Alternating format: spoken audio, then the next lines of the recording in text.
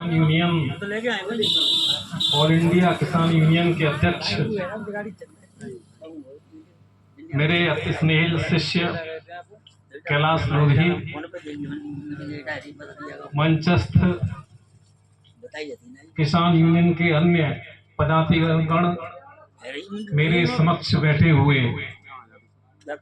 इस क्षेत्र से दूर दूर से आने वाले इस देश की अर्थव्यवस्था के प्राणोद्धार किसान भाइयों, आपका बहुत बहुत कोटि कोटि वंदन नमन करता हूं कि आपने मुझे बुलाया। मेरा कोई राजनीति में ऐसा इंटरेस्ट नहीं है, लेकिन मैं केवल इतना चाहता हूं कि मेरे माध्यम से देश में नेतृत्व पैदा होना चाहिए, और उस सलाह या सुझाव के लिए मैं हमेशा कैलाश लोधी के लिए तत्पर रहता हूं। आपको इनकी गहराई और इनकी ऊंचाई का पता नहीं है। ये इलाहाबाद यूनिवर्सिटी के प्रोडक्ट हैं, जहां लोगों का एडमिशन होना मुश्किल पड़ जाता है। ऐसी यूनिवर्सिटी के आप छात्र रहे हैं और मेरे ये रिसर्च स्कॉलर भी हैं। ऐसे जुझारू व्यक्ति को अगर सही रास्ता मिल जाए तो देश को नई दशा और दिशा प्रदान कर सकते हैं। हमारे वेदों में लिखा है, अन्नम ब्रह्मस्ति, अन्न ही ब्रह्म है। अन्न ही ब्रह्म है का अर्थ है कि जो अनाज है, जो भोजन है, वही परमात्मा है। अब प्रश्न ये उठता है कि इस अन्न को देने वाला कौन है?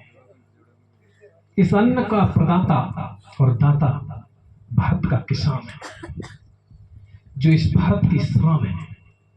लेकिन भारत की शान का जितना दोहन और शोषण हुआ है, किसी भी वर्ग का नहीं हुआ। आप अन्न के दाता ही नहीं हैं। बड़े लोगों के लिए दूध की सप्लाई गांवों से होती है। बड़े शहरों के लिए अगर भोजन की सप्लाई होती है, सब्जी की सप्लाई होती है, तो हमारे गांवों से होती है। इसलिए आपकी महिमा में महाकवि, राष्ट्र कवि मैथिली श्रवणगुप्त ने एक बार कहा था, कैलाश जी, कि हे ग्राम देवता नमस्कार। तुमको देवता कहा, तुम देवता हो, और तुम देवता इसलिए हो क्योंकि तुम देने वाले हो। सूर्य देवता इसलिए है क्योंकि हमको उष्मा देता है। चंद्रमा देवता इसलिए है क्योंकि हमको शीतलता प्रदान करता है। बृहस्पति देवता इसलिए है क्योंकि हमको भोजन देता है। इसी प्रकार किसान देवता है। और मैथिली श्रवणगुप्त ने कहा था, हे ग्राम देवता नमस्कार, सोने चांदी से नहीं किया, तूने मिट्टी से किया प्यार। हे ग्राम देवता नमस्कार। कोई भी आदमी कितना भी अमीर क्यों ना हो जाए, लेकिन सोना खा के जिंदा नहीं रह सकता। आपका बैंक बैलेंस कितना भी अधिक हो, लेकिन रुपया खाकर आप जिंदा नहीं रह सकते हैं। आपका कोई भी उपज हो, कोई भी प्रोडक्ट हो, उसको खा के आप जिंदा नहीं रह सकते। इसलिए भारत का किसान इस देश की ऑक्सीजन है। अगर पल भर के लिए ऑक्सीजन रुक जाए तो पूरा देश गर्त में चला जाएगा, गड्ढे में चला जाएगा। लेकिन 1947 से लेके अब तक किसान की जो दुर्गति है, उसके लिए हम ही जिम्मेदार हैं। हमारे बेटे जिम्मेदार हैं। तहसीलदार गए, ये हम जैसी गंगोत्री से ही पैदा हुए हैं, ये किसी किसान के घर से ही आए हुए हैं। लेकिन अधिकारी बनने के बाद किसान की पीड़ा को लोग सुनना नहीं चाहते। मैं प्रोफेसर के नाते आपसे कहना चाहता हूं कि आप बिना शिक्षा के जीवित रह सकते हैं, लेकिन बिना भोजन के आप जिंदा नहीं रह सकते। इसलिए प्रोफेसर से ज्यादा महत्वपूर्ण अगर कोई है तो भारत का किसान है, जो इस राष्ट्र की शान है। और मैं एक बात और कहना चाहूंगा, जितने भी मंदिर हैं, ये मस्जिदें हैं, ऊंची ऊंची इमारतें हैं, इसका निर्माता किसान है।